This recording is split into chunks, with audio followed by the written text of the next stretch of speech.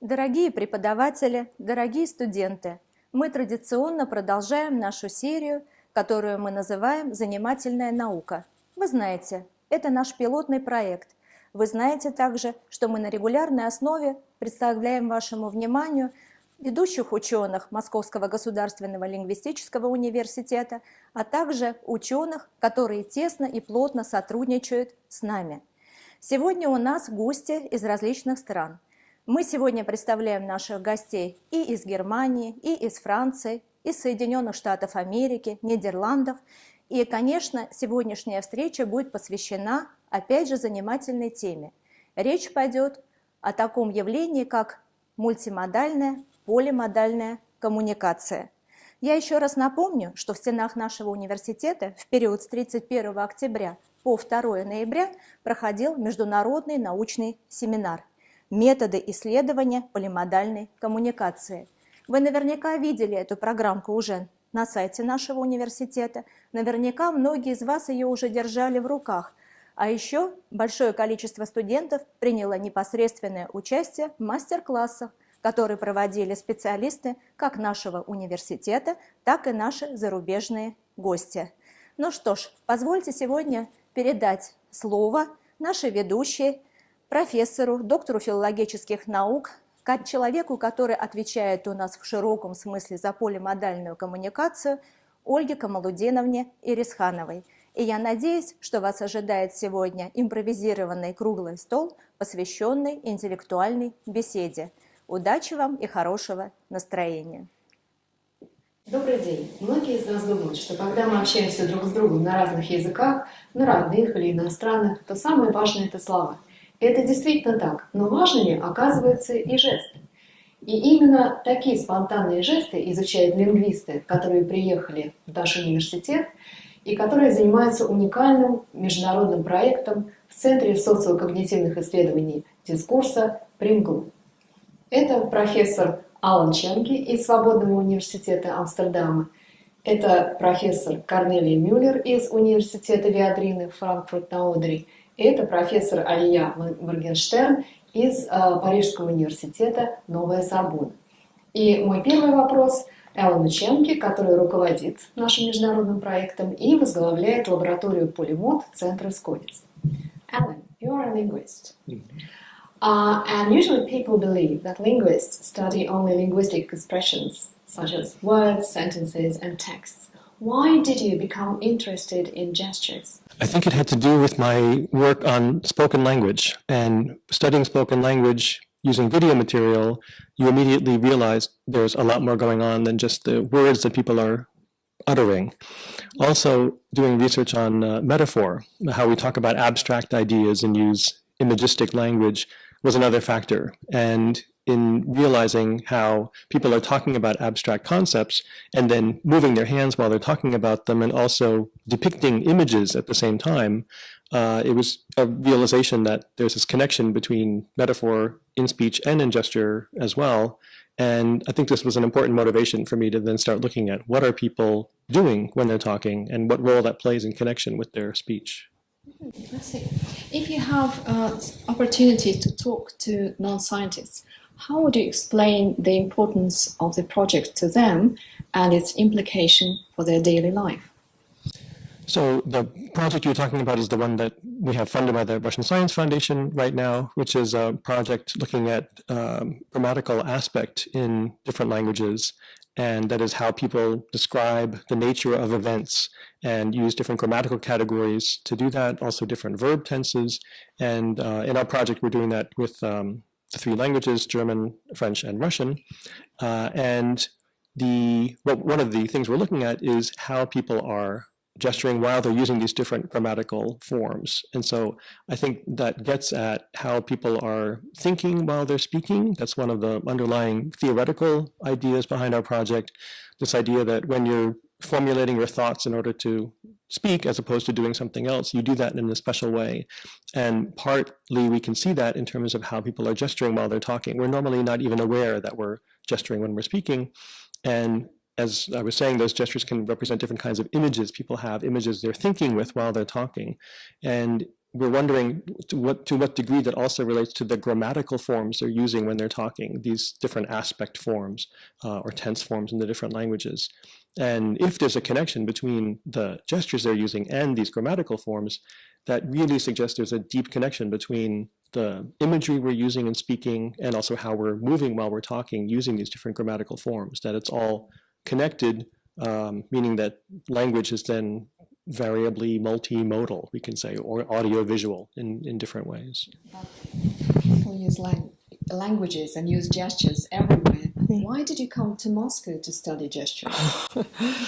That's a good question, because I'm not a Russian, a Slavist linguist, so to say. So Russian is not one of the languages I speak, but I have worked on motion events and aspect in German and Spanish during my dissertation. So when Alan had the idea of applying for a project here, and he suggested that we could include German, French, and compare that with Russian, I was immediately thrilled and wanted to come here. So it was a really interesting and challenging moment. Moment for you. Yes. Yes, and it was really exciting moment for us because we know you as a very famous researcher in studying gesture. Thank you. Yeah. That's... Okay, so the important thing about the such international projects is that they usually spin off to something else. Mm-hmm. New projects are launched, ties between universities are established. Mm-hmm. Is it the same with this project? Absolutely. First of all, my university had this kind of sleeping connection with this university, which got revitalized. And now we even have two official, one contract, I think, and two ways of sponsoring and funding exchange between the two universities. And that's something really important for us, especially for since my university is on the German-Polish border. It's the most eastern university in Germany, and one of our missions is to build bridges. And this is a new bridge which is being already used and explored by colleagues from my university.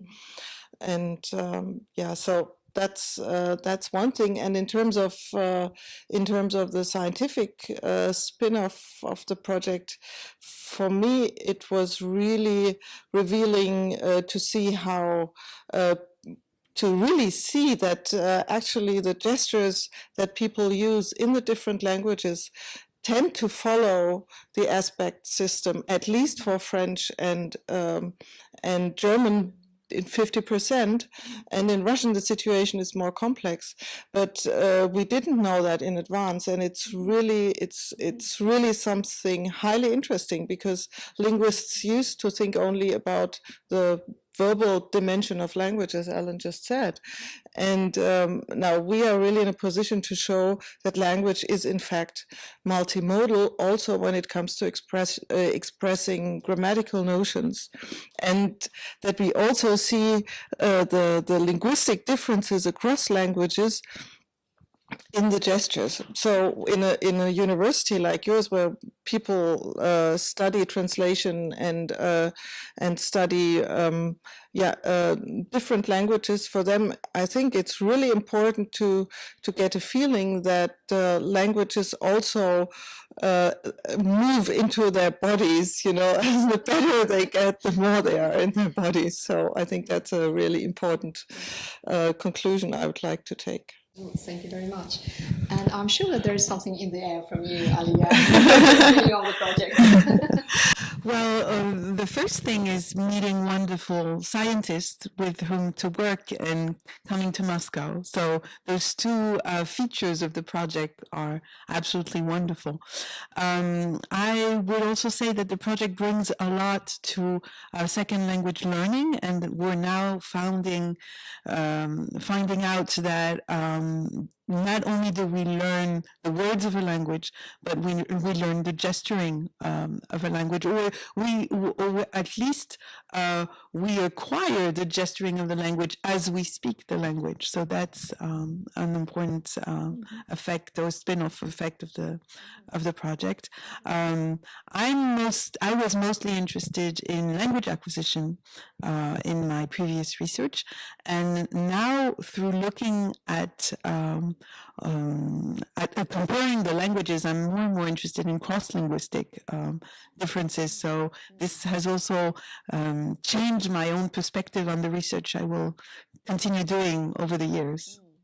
I'm sure there will be some new projects between our universities. Yes, and I would also, just like Cornelia has done for the Viadrina, establish contracts between Moscow State Linguistic University and Sorbonne Nouvelle University, as we are a university that is really focused on languages, on interpretation, on linguistics. So I think we have a lot of similar interests. Yeah, yes, we have. Thank you very much, Alan. And I have a question to you. And we all know that you're a multicultural person, and you travel a lot, and you've been to many universities in the United States and Europe. And we also know that university culture is very diverse. And what can you say about research environment at Moscow State Linguistic University? Yeah, well, I can speak from my own experience, which has been an extraordinary experience in terms of having opportunities to do work here that I have not been able to do in other places, partly because of the facilities that have been set up here, but also importantly because of the team of people that I'm working with here, and the enthusiasm of the students who readily participate in our studies and also appreciate that as a learning experience, not only to learn to practice the different languages that they're engaged in as participants in the studies, but also to learn about what we're doing. And they're often asking about that and want to know more about that. So for me, it's been a great experience, and something that some of my colleagues back in Amsterdam also envy when I tell them about the lab that we have here and the facilities, the equipment, the staff. So it's been a great experience. Yeah. Yes, yeah, that's true. I know that lots of students are really willing to enter our research, to enter this project. And my question is, when you look at a potential researcher, what kind of personality traits would you look for? So maybe you're also thinking of in terms of students, in terms of their research projects or potential PhD students. That's an issue that comes up in real life, this kind of question.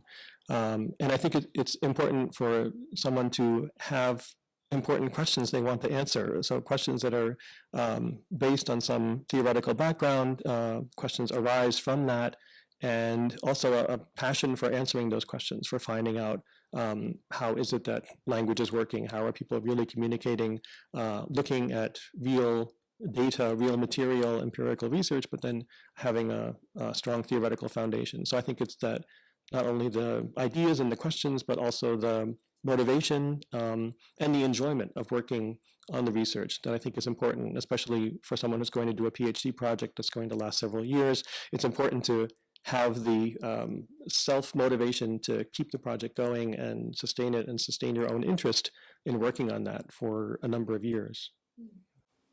So this is an ideal model, right, of a researcher, and I can't help asking you, what's your impression of our university students? Well, I can just continue with what I was saying, just to add to that, the motivation that I mentioned was an important factor that I noticed. Their interest, their respect for learning, and also for their teachers as well, is something that I have not seen in many other universities in other countries. And so it also makes it really enjoyable and exciting to work with them here. I have a more general question maybe now, a different one, not necessarily connected with the university. What was the most exciting moment when you first came to Moscow? Well, for me, it was really the way I was received. When I exited the passport control at the airport, there was a student waiting for me with a little sign, and he welcomed me in perfectly fluent German. So I'm going to switch to German for a second and then come back to English. Ich war wirklich unglaublich beeindruckt, wie gut die Studenten hier Deutsch sprechen. Sogar also mit idiomatischen Wendungen, mit wirklich einer Fähigkeit, umgangssprachlich auch zu sprechen, verschiedene Register zu verwenden. Man hat das Gefühl, die sind mit mir aus Berlin hierher gekommen. I had the feeling that he was on the plane with me because he was also up to date on the situation in Germany. So we had things to talk about immediately. Extremely polite, always there. They were so this was one thing that was really impressive for me, and of course the friendliness and the welcoming atmosphere here.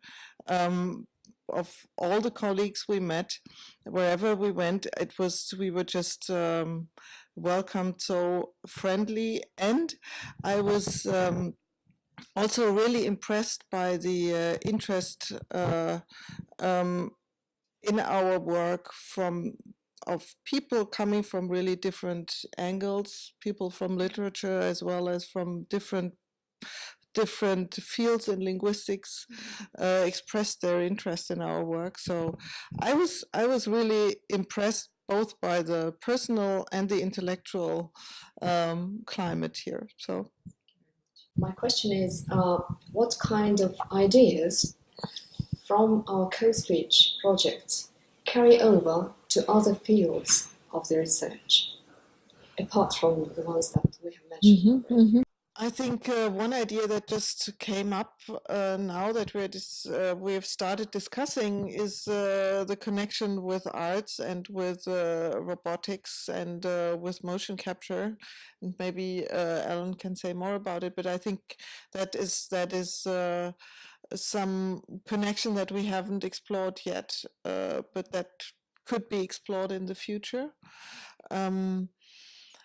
So this is something that comes to my mind. Maybe you want to add. And one of the aspects of the project has been inviting people with different areas of expertise to also talk about some of these issues. You mentioned the robotics connection. That was one. We had some guests who were particularly involved in that kind of research, and then also noted that if we can find ways to operationalize some of these questions in a certain way for their interests, that could be very relevant for them in terms of trying to get non-human agents to behave more like people in terms of using certain verbs. If you're describing an event in a certain way in one language, then you might do that with certain co-verbal behaviors that are different than how you would do that in another language. So that could be a potential real-world application. But also closer to home in terms of foreign language teaching, I think that there clearly is relevance. One of the master classes that we just offered, Jana Bressum was conducting that, talking about work on recurrent gestures, which is also research that Cornelia initiated years ago. These patterns that keep recurring within a certain culture that people are not even aware that they're doing. And if that, we've seen how that, well, we need to know more about it, but we've seen a bit how that differs from culture to culture. So if there are patterns that speakers of one language are using that are not those of your native language and culture, that could be important to learn as a foreign language learner, to know how are people describing events, how are they moving when they're talking about events. It could even help native speakers understand them better, potentially, if they're doing what the native speaker would do with those verbal forms or those grammatical forms. So that's something that I think remains for the future to be looked into further. Now that you talk about it, actually I start wondering if kind of a new notion can be introduced, like gestural competence, for example, in L2. I think definitely. I mean, that has not been a concept that's been talked about very widely, but we might even broaden it and talk about somehow, I don't know, behavioral competence or something like that. We need to think about that because it also ties in with intonation. So gesture use is closely related with certain kinds of intonation patterns and stress. And using appropriate intonation for pragmatic reasons also to get certain points across, that can relate to gesture use as well, and maybe even to other factors as a field of research on proxemics, in terms of how people are using space when they're interacting. And there's been a good bit of research on that would also tie into it. How do you interrelate with other people when you're talking with them? How close is it appropriate to stand to them and things? That also affects your gesture use as well. So I think there's a lot of potential in those areas. In the future, we can introduce, those B1, B2, C1, C2, and also gesturing. This could be started here, right?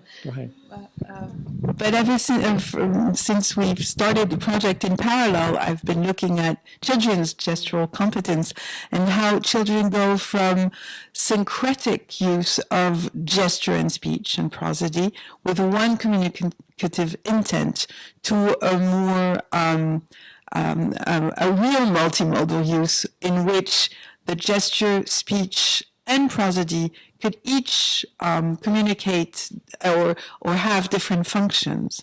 And so this competence takes a certain number of years to acquire. And it would be interesting to see if second language students who already has that competence in an L1 can directly seize it and produce it in an L2, or if you have to go back to this syncretic way of communicating before you can disentangle and dissociate the different functions of each modality, a little bit like a belly dancer is able to dissociate different members of the different parts of the body. Yeah. Thank you very much for this exciting talk. Yeah. Thank you. Thank you. Thank you. Merci. Dankeschön. Спасибо.